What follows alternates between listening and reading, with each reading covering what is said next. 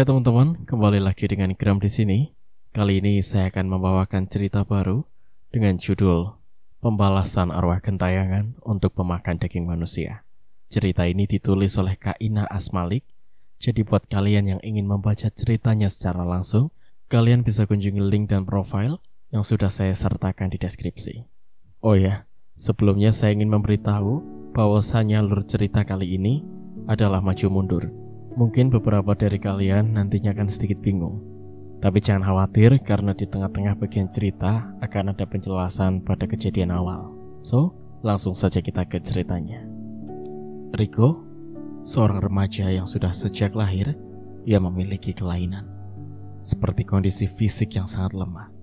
Namun, ia selalu mendapatkan dukungan penuh dari pihak keluarga untuk terus melanjutkan hidup. Meski secara tidak normal, seiring berjalannya waktu, Rico semakin merasa tidak nyaman dengan dirinya sendiri karena ia memiliki rasa minat yang tinggi untuk memakan daging manusia.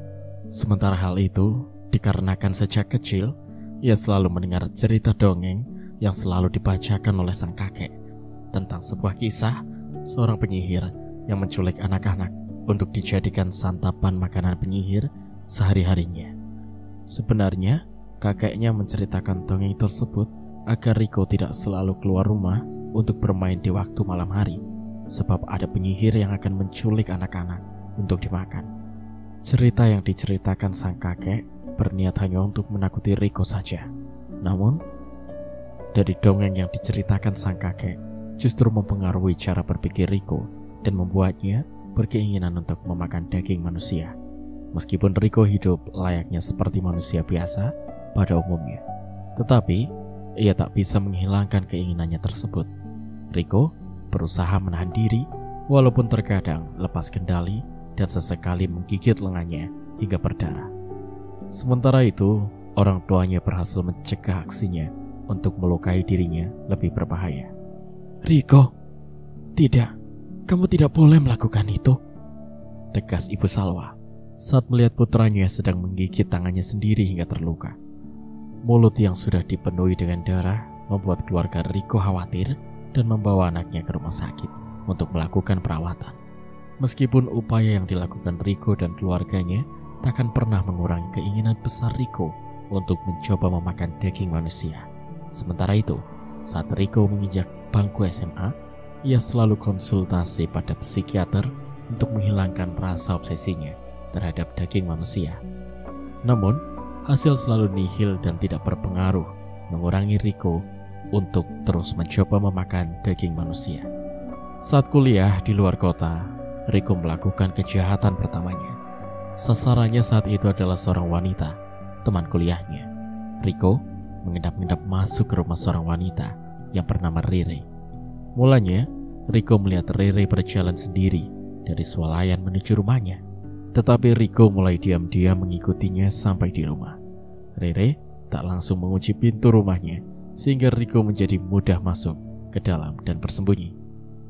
Rico mulai dengan aksinya untuk memasuki ke kamar wanita itu pada saat ia sedang tertidur. Rico memastikan kalau Rere sudah tertidur lelap, dan barulah ia mengambil sebuah payung yang tertutup dan memukuli Rere begitu kuat menggunakan benda itu. Rico memukul wanita itu dengan menggunakan payung hingga pingsan. Sementara kemudian, Rico mencoba menggigit bagian bokongnya dengan sebilah pisau yang ia ambil dari dapur. Rico langsung menyantap beberapa daging dari bokong wanita itu, sedikit demi sedikit. Namun, tak lama terbangunnya Rere tersebut membuat Rico ketahuan. "Tolong! Tolong!" teriak Rere sambil meringis kesakitan karena beberapa bagian bokongnya sudah teriris. Rico berusaha melarikan diri, tetapi kondisi tubuhnya yang lemah karena kelainan fisik sedari ia lahir, Rico tak bisa bergerak sangat cepat. "Tolong!" teriak wanita itu lagi. Rere tampak ketakutan karena melihat wajah Rico sudah berlumuran darahnya. Para tetangga Rere itu segera datang. Beberapa menyelamatkan Rere dan membawanya ke rumah sakit, dan yang lainnya berusaha menangkap Rico untuk dibawa ke kantor polisi. "Ada apa ini? Apa yang sudah putraku perbuat?" sampai kalian menggiringnya ke kantor polisi? Tanya Pak Sandi, ayahnya Riko, setelah ditelepon oleh pihak kepolisian untuk datang. Maaf Pak, putra Papa membuat kegaduhan di tempat kami. Saudara Riko mengkanibalkan korban dengan membelah bokong korban dengan sebilah pisau dan memakan daging korban. Jelas Pak polisi memberikan keterangan kepada Pak Sandi. Pak Sandi dan Ibu Salwa begitu terkejut mendengar apa yang dilakukan oleh putra mereka. Ternyata minatnya untuk memakan daging manusia masih menggebu dalam dirinya. Pak Sandi meminta tolong kepada pihak kepolisian untuk membebaskan Riko dengan berjanji akan membawanya jauh dari kota ini dan membawa ke rumah sakit untuk memeriksa kondisi kejiwaan anaknya. Pak Sandi rela mengeluarkan begitu banyak uang untuk dapat membebaskan putranya dan membayar kerugian yang dialami korban, serta bertanggung jawab untuk perawatan korban selama di rumah sakit. Pak Sandi membayar semua yang diminta oleh penuntut dan untuk membebaskan Riko hingga mengeluarkan uang sebanyak 30 miliar. Sesudah itu, setelah Riko berhasil dibebaskan dan diusir dari kota asri, begitu juga Riko harus menerima dikeluarkan dari kampusnya. Riko langsung melanjutkan kuliah di luar kota setelah menjalani perawatan khusus oleh psikiater di rumah selama 6 bulan lamanya. Riko terlihat seperti orang normal pada umumnya, hanya saja memiliki kondisi fisik yang sangat lemah, sehingga Riko tidak bisa banyak melakukan aktivitas yang memberatkannya. 6 bulan setelah perawatan, Riko menjalani hari seperti biasanya, mulai kuliah di luar kota hingga ia menyandang gelar master. Selama bertahun-tahun, Riko mampu menahan diri terhadap keinginannya untuk memakan daging manusia. Namun, gangguan psikis Riko kembali terganggu saat Riko menyaksikan sebuah kasus pembegalan yang terjadi saat Riko sedang keluar rumah. Melihat keadaan korban begal yang dimutilasi, membuat Riko melihat sebuah daging yang tampak menggiurkan baginya. Sementara sampai Riko berada di rumah, ia merasakan keinginannya terhadap daging manusia muncul kembali. Sementara kali ini, Riko memilih Irene, seorang mahasiswa teman kuliahnya yang berusia 25 tahun sebagai targetnya. Pada saat itu, Riko meminta Irene datang ke rumahnya untuk membantunya menerjemahkan puisi dalam bahasa asing yang dibuat oleh profesor. Tanpa ada rasa curiga, Irene pergi ke rumah dan setibanya di sana, Irene mulai menerjemahkan puisi itu. Tetapi tiba-tiba, Riko muncul dari arah belakang dengan sebuah pistol dan menembak Irene di bagian leher belakangnya. Peluru panas pistol itu menewaskan Irene seketika itu juga. Mengerikan rasanya, membayangkan apa yang terjadi. Sesudah itu, Riko tergiur dengan tubuh Irene yang indah dan ia memiliki keinginan yang tak terkendali untuk memakan dagingnya. Riko pun mulai memotong tubuh Irene menjadi potongan kecil dan memakan sebagiannya di malam hari. Kemudian menyimpan sisa dagingnya di lemari pendingin. Benda pipi Riko berdering. Ada telepon dari sahabatnya yang juga kekasih Irene, yaitu Albert. Pada saat Riko tengah asik menyantap daging Irene yang sudah ia masak. "Ko, kamu ada di rumah? Irene jadi ke rumah kamu enggak? Dia pamit sama aku mau pergi ke sana untuk membantu kamu menerjemahkan puisi. Tapi dia tak kembali pulang karena ini sudah tengah malam," ucap Albert dari sambungan telepon. "Irene tidak jadi ke sini. Dia tidak bilang jadi datang ke rumahku," jelas Riko yang kemudian mematikan telepon yang terhubung dan kembali menyantap daging Irene. Namun tak lama berselang, Albert pun segera pergi dari rumahnya. Ketukan pintu rumah Riko membuatnya tersentak kaget dan mengintip lewat lubang kunci yang ada di gagang pintu. Riko membukanya dan ternyata ia adalah Albert, kekasih Irene yang ingin memastikan kalau Irene tidak ada di rumah Riko. "Sudah aku katakan, Irene tidak jadi ke sini. Lebih baik kamu duduk dulu. Saya sedang membuat sup enak dan pasti kamu akan menyukainya," ucap Riko yang beranjak menuju dapur dan menyajikan sup daging manusia pada Albert. "Wah, sejak kapan kau pandai memasak?" tanya Albert yang kemudian menyeruput kuah sup buatan Rico yang tampak harum dan sangat menggugah seleranya. Albert pun mencicipi sepotong daging kecil di dalam mangkuk sup itu.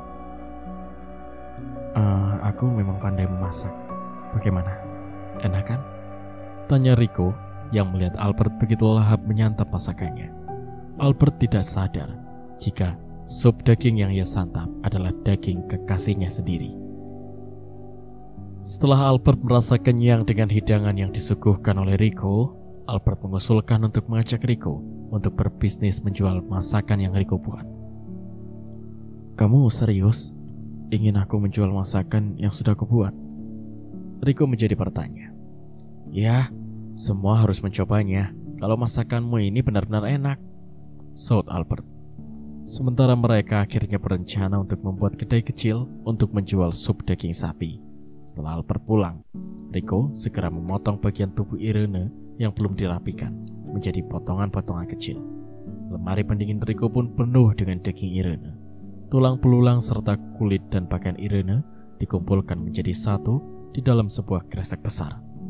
Rico segera memasukkan kantong besar ke dalam bagasi mobilnya. Rico menelusuri jalanan sepi dan berhenti di sebuah jembatan layang dan membuang kantong kresek besar itu di sebuah sungai yang mengalir.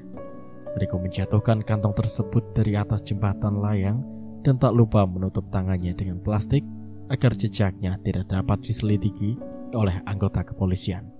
Sesudah itu, setelah memastikan kantong kresek yang Rico buang di sungai deras yang mengalir jauh itu, barulah Rico masuk kembali ke dalam mobil dan kembali pulang ke rumahnya.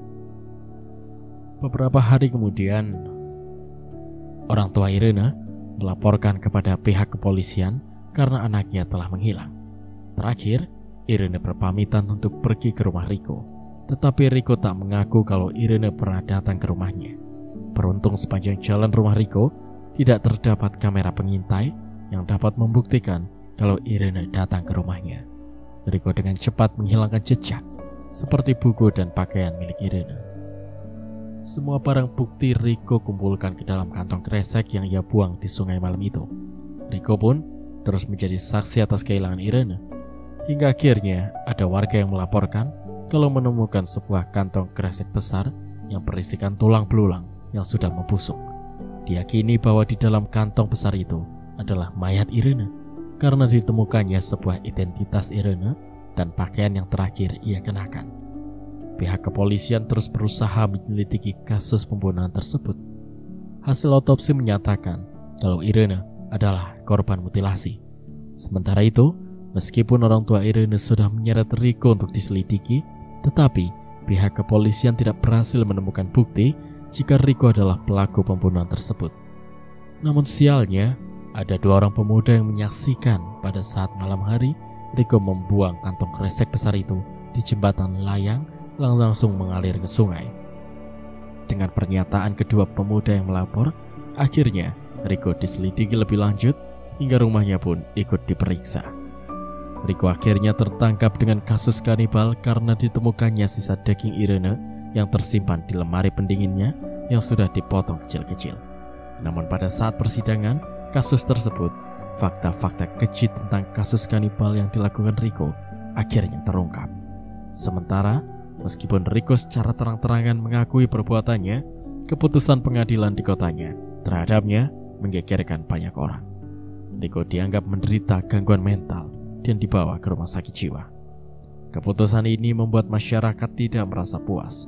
Mereka menginginkan Rico dihukum lebih berat untuk kejahatan sadis dan kejam yang telah dilakukannya. Pada saat Rico dideportasi kembali ke kota asalnya, pihak kepolisian di kotanya tak mampu menangkapnya karena polisi di kota tidak memberikan bukti penyelidikan yang cukup. Sementara itu, untuk kedua kalinya, Rico harus masuk ke rumah sakit jiwa tanpa dihukum akibat perbuatannya karena Rico dianggap memiliki gangguan mental yang buruk. Selama 3 tahun lamanya, Rico akhirnya bebas dan mencoba menjalani hari seperti biasanya. Setelah keluar dari rumah sakit jiwa, Rico mencoba menjalani kehidupan yang lebih tenang. Ia menulis novel, mengadakan acara talk show, dan mencoba mengekspresikan dirinya di dunia seni. Namun popularitasnya saat itu tidak bertahan lama. dan Rico menghadapi kesulitan keuangan yang sangat signifikan. Kedua orang tua Rico kini menghadapi kesulitan ekonomi karena ayah Rico harus membayar hutang-hutangnya yang terkait dengan kegiatan ilegal. Rico sebelumnya sempat terlibat uang gelap ketika popularitasnya di dunia seni menurun. Hal itu membuat ayah Rico jatuh sakit, dan tak lama ibu Rico akhirnya memilih untuk mengakhiri hidupnya dengan bunuh diri akibat depresi karena ditinggal suaminya yang sakit keras. Rico mendapati ibunya sudah tergantung di loteng lantai 2 rumahnya. Tubuhnya sudah kaku dan membusuk. Melihat mayat ibunya, hal itu justru memunculkan kembali keinginan Rico terhadap daging manusia. Rico takut dan malu pada warga dan tetangga jika ibunya mati bunuh diri. Nama keluarganya sudah tercoreng karena beberapa kasus akhir-akhir ini. Rico memilih untuk memotong tubuh ibunya menjadi beberapa bagian dan memisahkan daging dan tulang serta kulitnya. Sementara sambil mengiris daging ibunya sendiri, Rico memakannya secara mentah-mentah dengan lahap tanpa ada perasaan jijik. Sisa daging itu kemudian Rico rebus dalam kuali besar untuk diolah, dan Rico tak menyisakan satu iris pun daging mentahnya agar ia tak menyimpan daging itu di lemari pendingin. Rico takut kasus kemarin yang ia alami terulang kembali. Rico segera menghancurkan tulang tengkorak ibunya yang sudah dipisah, kemudian dimasukkan ke dalam sebuah peti. Rico segera membakar semua bagian tubuh ibunya tanpa sisa. Daging ibunya sendiri yang sudah diolah menjadi beraneka ragam masakan, dari daging seperti dibuat sup, steak, dan sate. Rico memakan daging ibunya sendiri selama beberapa hari berturut-turut. Rico, kemana ibumu? Sudah lama setelah pemakaman ayahmu selesai, saya tidak melihat ibumu ada di sini. Tanya seorang tetangga yang menyadari kalau Ibu Salwa sudah lama tidak terlihat setelah Pak Sandi sudah tiada. Ibuku pergi ke kampung halamannya karena terpuruk kehilangan mendiang ayahku. Jadi meninggalkan aku sendiri di sini karena aku harus bekerja. Balas Rico tanpa merasa ada beban. Rico selalu memberitahu ibunya pergi ke kampung halaman agar tidak ada satupun yang mencurigainya kalau ibunya sudah habis ia makan sendiri. Bahkan sisa tubuhnya sudah hangus terbakar dan abunya ia kubur di belakang rumah. Rico menjalani hari-harinya sendiri, dan saat ini ia bekerja di sebuah resto ternama sebagai waiters, sambil menentukan karya seni seperti membuat patung dan tanah liat. Aduh, ringis seorang koki yang tak sengaja memotong jarinya sendiri karena ia sedang memotong daging sapi yang begitu tebal. Melihat kegaduhan di dapur, Rico ikut menyaksikan dan sepasang matanya bagai melihat makanan yang sangat lezat. Pada saat melihat jari kelingking sang koki putus terpotong, koki tersebut segera dibawa ke rumah sakit. Biar saya yang merapikan tempatnya, ucap Rico yang meminta agar dia yang membersihkan darah dan jari yang terputus. Setelah tidak ada orang yang memperhatikannya, Rico kemudian menggigit sepotong jari yang sudah terpisah dari tangan sang koki itu.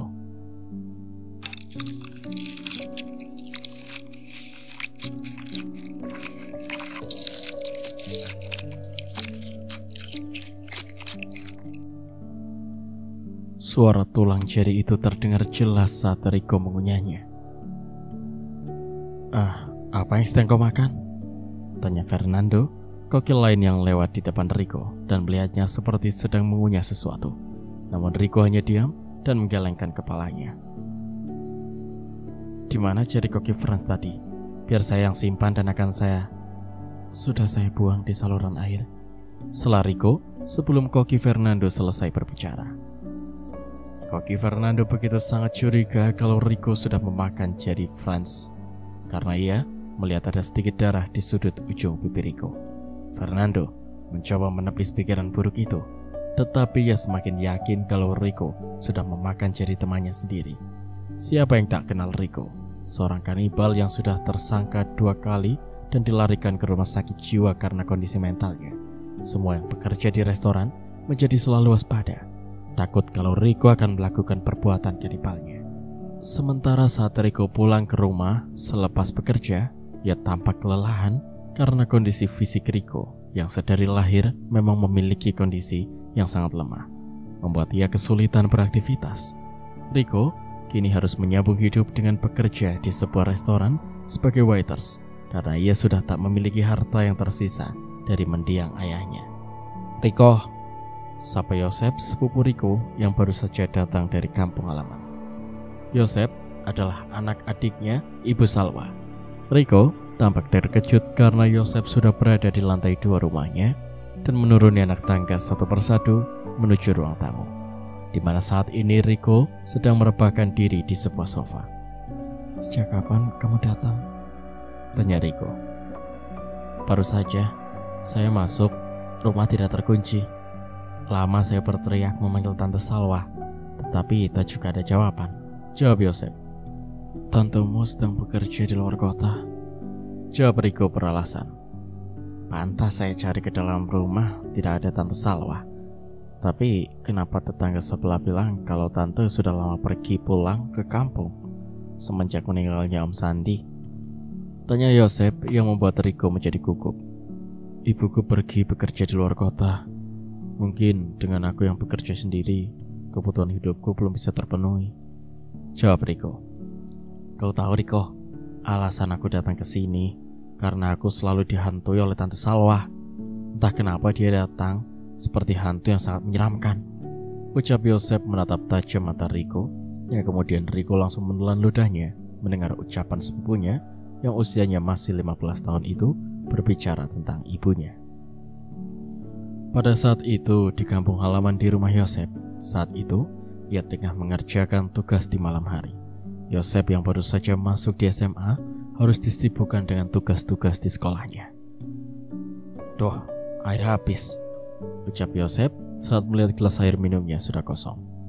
Yosep pun beranjak ke dapur yang ada di lantai 1 rumahnya. Suasana di rumah, lampu semua sudah padam. Yosep hanya turun melewati anak tangga menuju dapur dengan layar ponselnya yang menyala. Setelah sampai di dapur, barulah Yosep menyalakan saklar lampu sehingga lampu dapur menyala terang. Yosep pun lantas mengisi air minumnya di gelas besar. "Sepertinya enak jika mengerjakan tugas sambil makan cemilan," ucap Yosep sambil membuka kulkas. Gelas yang dipegang oleh Yosep pecah. "Ah!" teriak Yosep begitu melihat ada sebuah kepala wanita yang berdarah ada di dalam lemari pendingin. Wajahnya terlihat seperti Ibu Salwa, tantenya. Yosep langsung terjatuh dan beringsut mundur perlahan. Yosep melihat mata kepala buntung itu terbuka. Kepalanya kemudian bergerak dan keluar dari lemari pendingin. Tidak, tolong!" teriak Yosep yang tidak dapat didengar oleh siapapun yang ada di dalam rumahnya. Sementara kepala buntung itu kemudian memiliki tubuh dengan tulang yang patah-patah, keluar dari lemari pendingin dengan darah yang bercucuran jatuh sampai ke lantai. Yosep hanya terus beringsut mundur sampai hingga tubuhnya terhenti di lemari sehingga Yosep kesulitan untuk melarikan diri. Posisinya terpojok karena makhluk menyeramkan itu terus mendekat. "Tidak, tolong!" teriak Yosep kembali. Sosok itu terus mendekati Yosep. Leher yang patah membuat kepalanya tampak miring dengan mata melotot dan berdarah di sekujur tubuhnya. Mendekati Yosep seperti bayi yang baru bisa merangkak karena kaki makhluk itu patah-patah. Terlihat tangannya yang juga bengkok. Erangan suara makhluk itu yang terdengar di telinga Yosep, sehingga Yosep menutup mata dan telinganya dengan kedua tangan. "Yosep, apa yang kau lakukan di situ?" tanya Bella, kakak Yosep yang tiba-tiba berdiri di dekat lemari pendingin.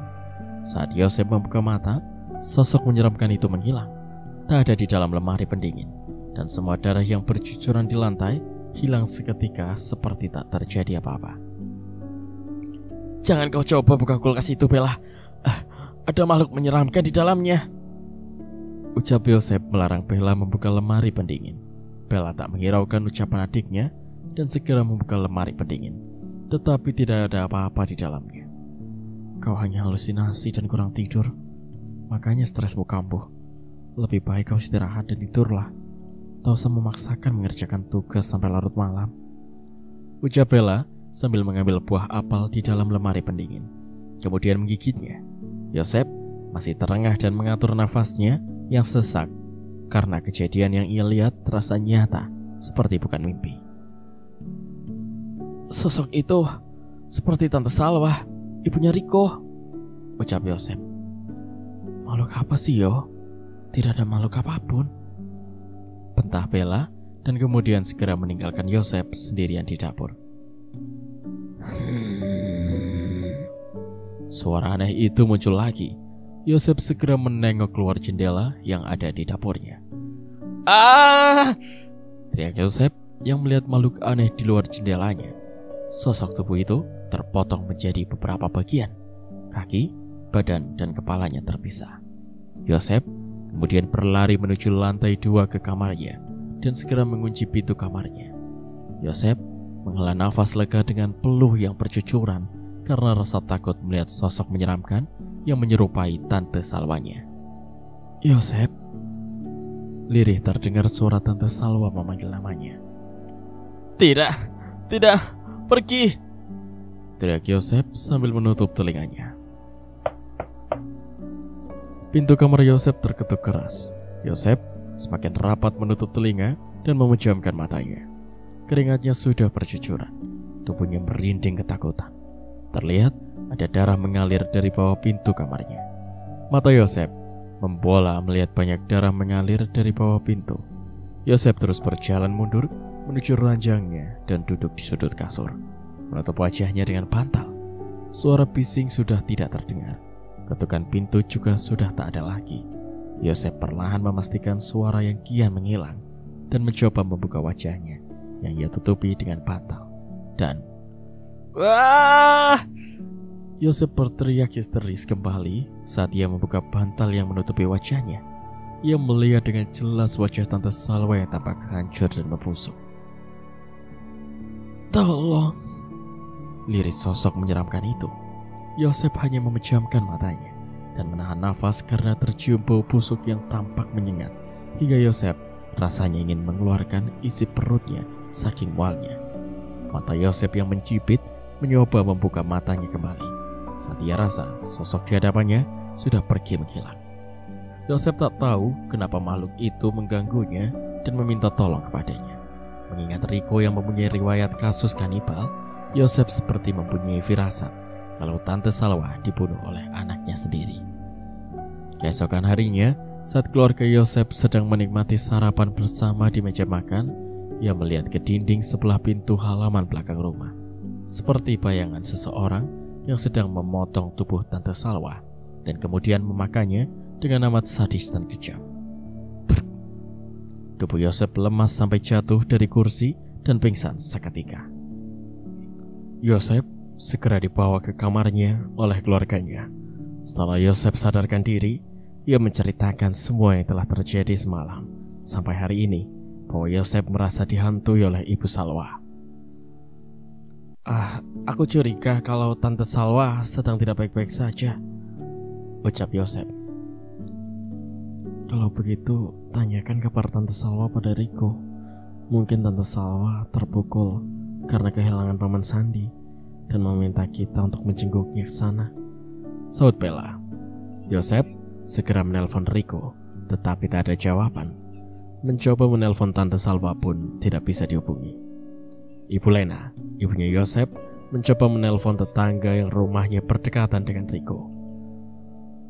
"Sofia bilang Salwa sudah lama kembali ke sini. Riko yang memberitahu Sofia kalau Salwa kembali ke kampung halaman setelah meninggalnya Sandi," ucap Ibu Lena. "Tapi Salwa tidak datang. Sudah sepekan lamanya. Apa yang terjadi dengan Salwa?" tanya Pak Willy, ayah Yosef. "Yosef, pergilah ke rumah Riko. Kita semua tahu kalau Riko punya kondisi mental yang tidak baik dan ia beberapa kali melakukan kasus kanibal. Ibu hanya khawatir kalau tantemu dalam bahaya," perintah Ibu Lena pada anaknya, Yosef. "Aku di belakangmu, Yosef. Aku dan Bella akan memantau sekeliling rumah Riko jika ada bahaya. Berikan saja aku kode, tegas Pak Willy yang akan melindungi anaknya dari kejauhan. Yosep mengangguk. Hari itu juga Yosep pergi ke kota untuk menemui Riko dan Tante Salwa. 3 jam perjalanan Yosep tempuh menuju rumah Riko. Akhirnya ia sampai dengan selamat. Di sebelah rumah Riko adalah rumah Ibu Sofia, teman sekolah Ibu Lena dan Ibu Salwa dahulu. Saat Yosep mengetahui pintu rumah Riko terkunci karena Riko sedang tidak ada di rumah, Yosep pun memilih ke rumah Ibu Sofia terlebih dahulu. Saya sempat bertanya pada Riko, kenapa sudah lama Ibu Salwa tak terlihat? Tapi katanya pergi ke kampung halamannya karena tak ingin larut dalam kesedihan kehilangan suaminya, ujar Tante Sofia. Tapi selama lebih 1 minggu setelah meninggalnya Paman Sandi, Tante Salwa sama sekali tak pernah datang ke sana, saud Yosep. Entahlah, saya juga tak bertanya lagi pada Riko. Riko sepertinya sekarang sibuk karena ia bekerja di restoran, ucap Ibu Sofia. Dengan begitu, Yosep lebih memilih untuk menyelidiki rumah Riko terlebih dahulu. Barangkali Tante Salwa ada di dalam. Yosep mencari cara agar dapat masuk ke dalam rumah Riko. Bella telah mengajarkannya bagaimana cara membuka pintu rumah yang terkunci. Dan akhirnya, Yosep berhasil membuka pintu rumah Riko dengan cara yang pernah Bella beritahukan. Yosep mengelilingi rumah Riko bahkan sampai masuk ke dalam kamarnya. Tak ada yang terlihat mencurigakan selain sebuah lukisan yang berada di kamar Riko.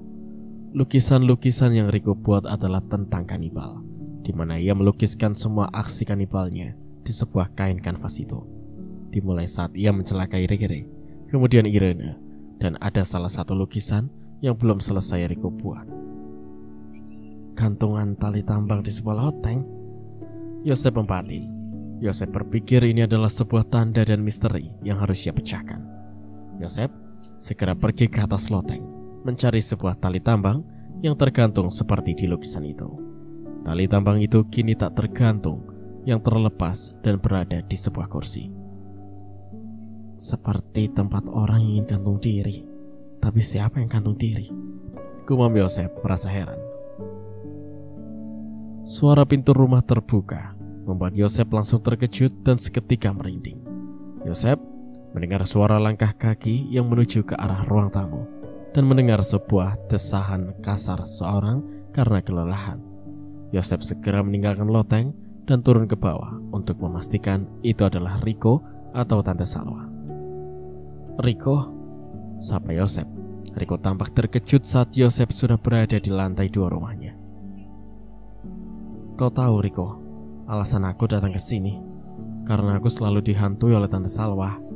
Entah kenapa dia datang menghampiriku seperti hantu yang sangat menyeramkan, ujar Yosep menatap tajam mata Riko, yang kemudian Riko langsung menelan ludah mendengar ucapan sepupunya yang usianya masih 15 tahun itu berbicara tentang ibunya yang menghantui Yosep. Kau hanya rindu pada tantemu, dan mungkin ibuku juga merindukanmu di tempat rantau. Riko coba mengalihkan pembicaraan. Tapi itu seakan nyata Riko, saud Yosep. Kau hanya anak kecil yang suka bergadang karena main game, jadi kurang tidur dan kebanyakan halusinasi, ucap Riko. Sudahlah, aku ingin tidur. Kau kalau ingin menginap di sini, tidurlah di kamar Tante Salwa, karena dia tidak akan pulang dalam waktu dekat ini, sambung Riko yang langsung beranjak menaiki anak tangga satu persatu. Yosep semakin yakin kalau ada sesuatu yang disembunyikan oleh Riko. Yosep mengikuti Riko naik ke lantai 2 menuju kamar Tante Salwa. Terlihat rapi, tetapi sedikit berdebu. Yosep menduga selama Tante Salwa tidak ada, Riko juga tak pernah membersihkan kamar ibunya karena sedikit kotor. Yosep membersihkan kamar lebih dulu agar ia dapat beristirahat. Yosep menyapu ruangan tidur Tante Salwa dan membersihkan meja kecil di dekat ranjang. Namun, Yosep menemukan secari kertas berisi tulisan yang berdebu di atas meja kecil itu. Tulisan ini kan tulisan Tante Salwa, gumam Yosep, dan kemudian ia segera mengunci pintu kamar Tante Salwa untuk membaca apa yang ditulis oleh Tante Salwa.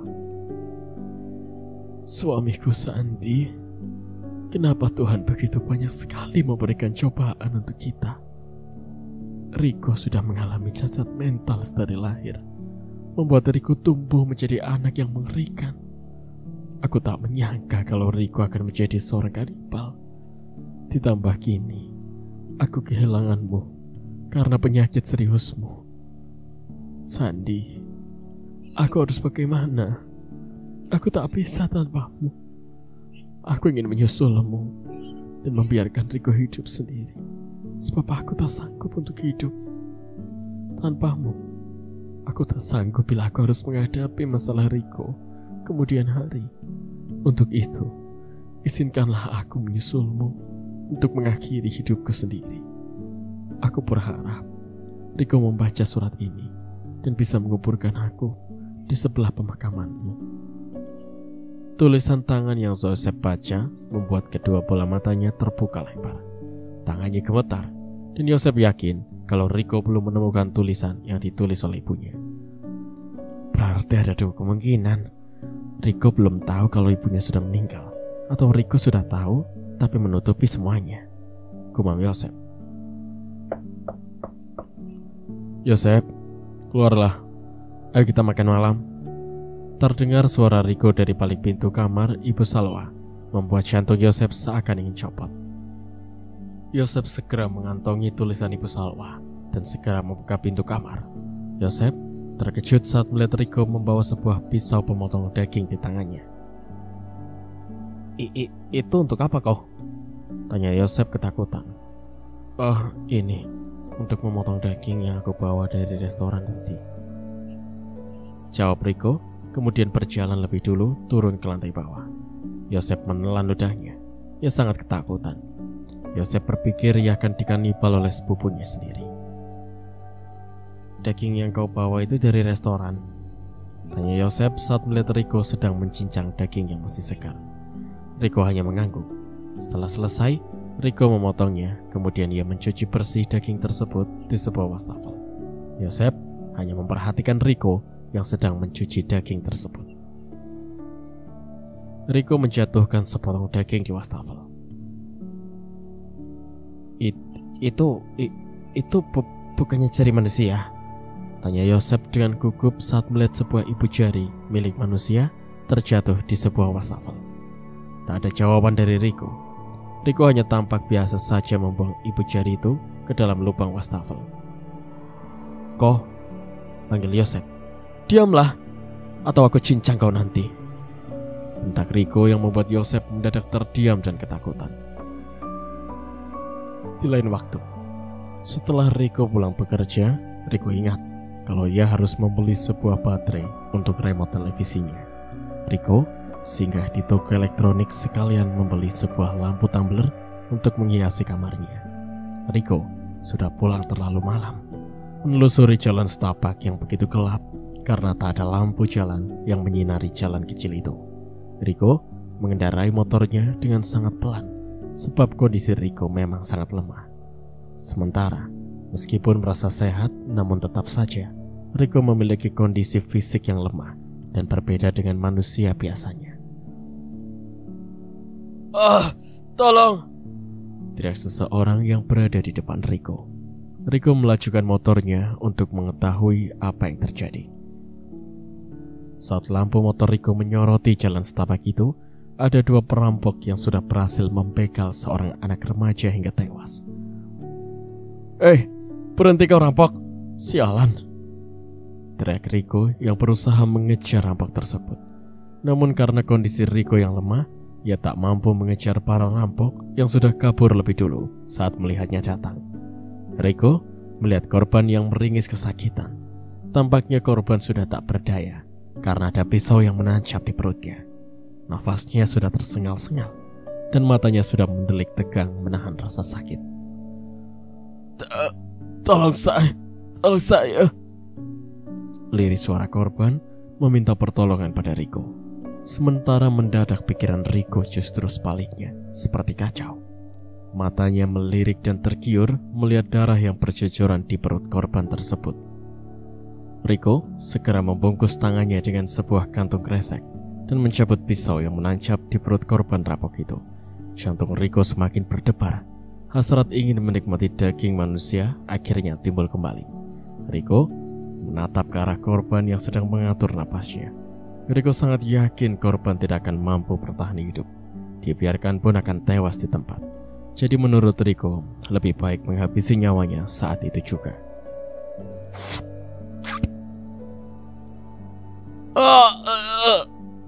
Teriak suara korban. Sebelah pisau yang dicabut oleh Riko kembali ditancapkan ke jantung korban sehingga korban akhirnya tewas. Riko tersenyum puas, tetapi ia takut jika harus membawa mayat korban dengan utuh. Sesudah itu, Riko segera memotong bagian tangan kanan korban dan kaki bagian kanan. Kemudian meninggalkan mayat korban begitu saja agar warga dapat menemukan korban, pembegalan, dan mutilasi. Riko menggantung sebuah tangan dan kaki korban ke dalam kantong kresek besar, kemudian menyimpannya di dalam box sepeda motor. Riko pun segera pulang dan membawa daging manusia tersebut untuk diolah menjadi hidangan makan malamnya.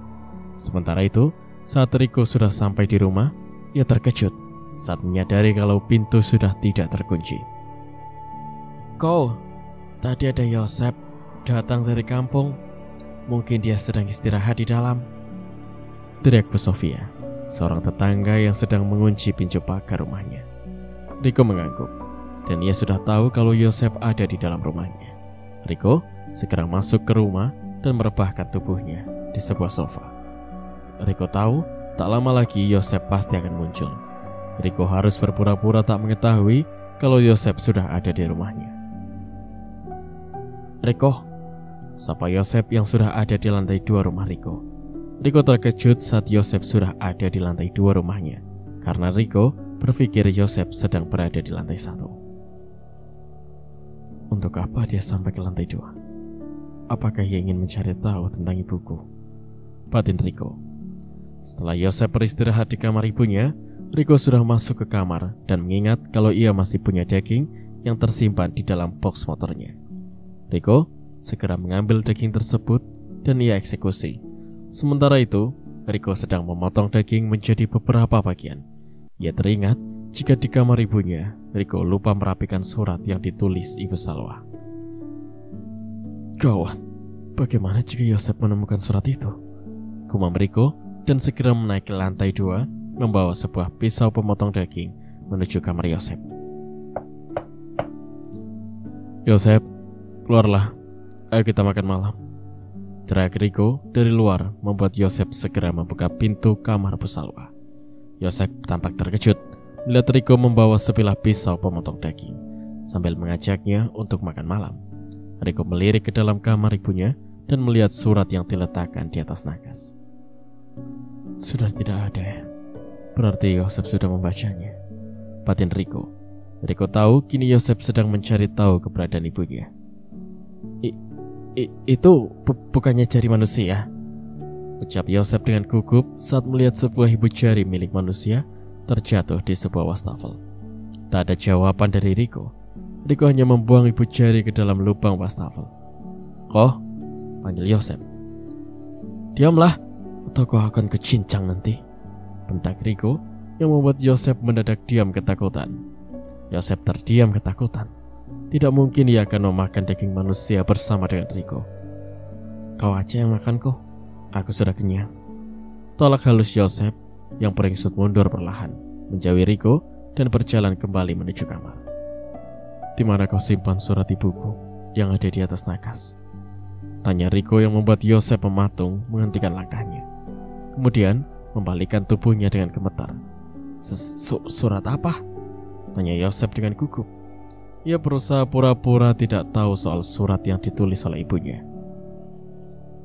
"Aku yakin kau tahu, Yosep," ucap Riko, terlihat seperti ingin memangsa Yosep. Yosep menelan salivanya, berusaha untuk tetap tenang dan tidak panik. "Serius, aku tidak tahu. Aku hanya merapikan semuanya dan membuang yang menurut aku tidak penting di tempat sampah. Kau periksa saja tulisan itu nanti di tempat sampah," jawab Yosep. "Kau membacanya?"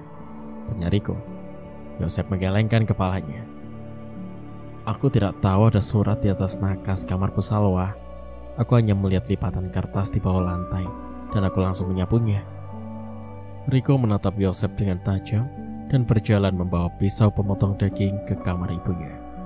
Yosef berusaha untuk tetap tenang dan tidak boleh gegabah, serta harus bertahan tinggal bersama Rico sebelum ia mengungkap keberadaan Bu Salwa. Sesudah itu, Rico segera memasuki kamar Bu Salwa untuk memeriksa tempat sampah. Dan benar saja, suratnya ada di dalam dan masih terlipat rapi. Rico cepat-cepat mengambil surat tulisan ibunya dan kembali turun ke bawah. Yosef bernafas lega. Ia melihat ke arah jendela bahwa di sana ada Bella yang sudah membantunya. Flashback. Yosef, keluarlah. Ayo kita makan malam. Terdengar suara Rico dari balik pintu kamar Ibu Salwa, membuat jantung Yosef seakan ingin copot. Yosef segera memotret surat tersebut untuk dikirim lewat pesan pada Bella. Bella, tulislah dengan persis, kemudian lipat 6 kali dan letakkan di tempat sampah. Isi pesan Yosef pada Bella. Yosef kemudian membuka jendela kamar agar Bella dengan mudah menyusup ke dalam. Dari bawah, Yosef melihat Bella sudah memberi kode bahwa ia mengerti apa yang harus dilakukan. Yosef segera menggantungi tulisan Bu Salwa dan segera membuka pintu kamar. Yosef mengantungi surat yang asli untuk menjadi barang bukti. Yosef terkejut saat melihat Rico membawa sebuah pisau pemotong daging di tangannya. Saat Yosef dan Rico sudah berada di lantai bawah dan Bella segera menyusup ke dalam kamar Bu Salwa. Bella dengan mudah menemukan kertas dan ballpoint yang sama di dalam laci nakas Ibu Salwa. Dengan teliti dan tergesa, Bella menirukan tulisan itu. Setelah selesai, Bella menyimpan lipatan surat di dalam tempat sampah. Bella segera bergegas kembali keluar supaya Rico tidak mencurigainya. Bagaimana? Tanya Pak Willy yang menunggu di halaman rumah Rico. Aman, dan sepertinya Tante Salwa mati bunuh diri. Tapi kita belum tahu di mana jasad Tante Salwa. Jawab Bella sambil menunjukkan isi surat Bu Salwa pada ayahnya yang difotokan oleh Yosef. Atau jangan-jangan Rico kan kanibal. Tante Salwa sudah dikanibal oleh Rico. Gumam Bella yang yakin bahwa Rico takkan mungkin menyembunyikan mayat ibunya. Pasti jika lama-kelamaan mayat itu akan tercium bau busuk. Sebaiknya kita segera pergi, mengintai, dan jangan terlalu dekat supaya Rico tidak curiga. Kita tunggu Yosef memberikan petunjuk lainnya, saran Pak Willy, dan Bella mengangguk setuju. Kembali ke masa sekarang, Rico segera menggantung surat yang ia dapat dari tempat sampah di kamar ibunya. Rico yakin kalau kedatangan Yosef pasti ingin mencari tahu di mana keberadaan Ibu Salwa.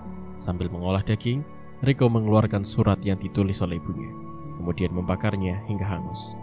Yosef mengambil sebuah daging yang dieksekusi oleh Rico baru saja. Saat Rico berjalan lebih dulu ke kamar Ibu Salwa untuk mencari sumber suara. Dari belakang, Yosef mengambil sepotong daging yang berada di dalam wadah, mengenakan kantong plastik untuk dijadikan barang bukti, dan disembunyikannya di dalam saku celananya. Apakah ini daging Tante Salwa? Batin Yosef sambil menutup hidungnya. Tubuhnya merinding dan jijik karena melihat daging yang berada dalam kantong adalah daging manusia. Bella, coba kamu cari tahu daging yang aku dapatkan baru ini. Rico baru saja memasak daging yang aku yakin ini adalah daging manusia. Aku takut kalau daging ini adalah bagian tubuh Tante Salwa. Isi pesan Yosef pada Bella. Yosef membuka jendela kamarnya. Ia tak melihat Bella berada di sekitar rumah Rico. Simpan yang aman. Aku tidak bisa ke sana malam ini, sebab aku yakin Rico sedang curiga kalau kau tak sendirian. Kunci rapat pintu dan jendelamu. Rico bisa membunuhmu kapan saja. Berhati-hatilah. Isi pesan Bella. Yosef segera mengunci pintu dan jendela kamarnya. Jantungnya berdegup kencang karena ketakutannya. Rasanya tinggal satu rumah dengan seorang kanibal lebih menyeramkan dibanding tinggal di rumah berhantu. Semua bukti Yosef kumpulkan di sebuah kotak kecil bekas tempat perhiasan Tante Salwa. Bukti berupa potongan daging dan seutas tali tambang yang didapat Yosef di sebuah loteng pun sudah Yosef kumpulkan. Yosef, apakah kau sudah tidur? Terdengar suara Rico mengetuk pintu yang membuat Yosef ketakutan. Yosef mencoba untuk tidak bersuara agar Rico menganggapnya sudah tidur. Tadi saat Rico mengetuk pintu kamar saja, ia sedang memegang pisau pemotong daging. Bagaimana jika saat ini Rico berniat untuk membunuh Yosef? Namun Yosef pun berjalan perlahan menuju kasur dan mengirim pesan pada Bella. Bella, tolong alihkan Rico. Rico sedang di depan pintu kamar dan menungguku untuk keluar. Isi pesan Rico pada Bella. Yosef, aku tak bisa tidur. Bagaimana kalau kita main monopoli? Suara Rico terdengar dari balik pintu lagi, membuat Yosef semakin ketakutan.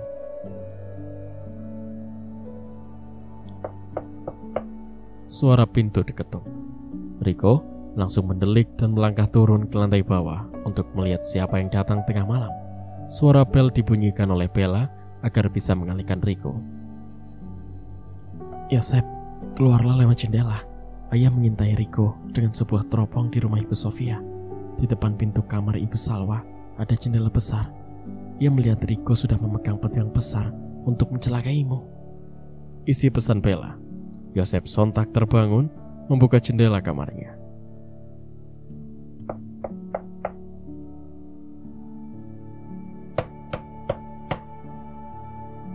Suara ketukan pintu itu datang lagi, dan pintu kamar Ibu Salwa dirusak oleh Rico menggunakan pedangnya. Lompat Yosef! Teriak Bella dari bawah yang sudah menyiapkan sebuah matras tipis untuk Yosef. Dengan jantung berdebar, Yosef hendak melompat. Namun ia lupa kotak kecil yang ia simpan di atas meja kecil.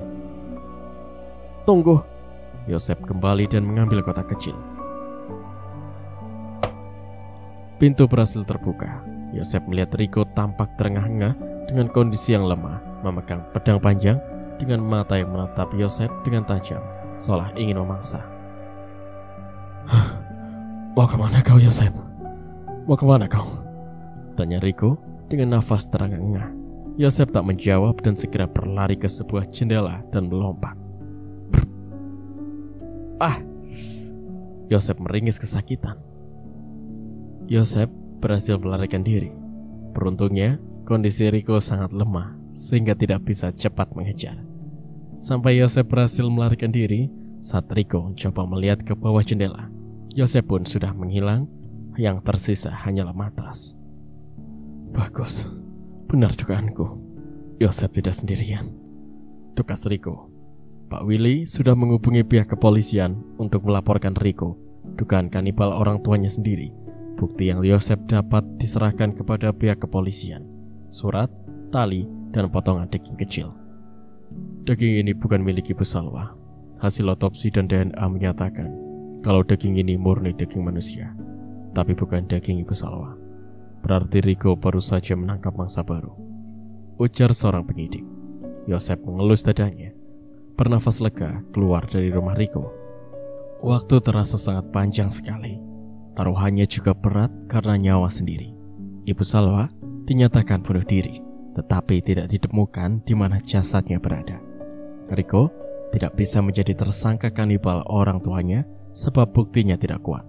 Namun, pihak kepolisian mencoba mendatangi rumah pelaku untuk menyelidiki kasus hilangnya jasad Ibu Salwa. Rico sepertinya sudah melarikan diri, ucap Pak Willy yang datang ke rumah Rico bersama para polisi lain. Dengan cepat, Rico langsung membungkus dan membawa pergi semua daging yang baru saja dieksekusinya.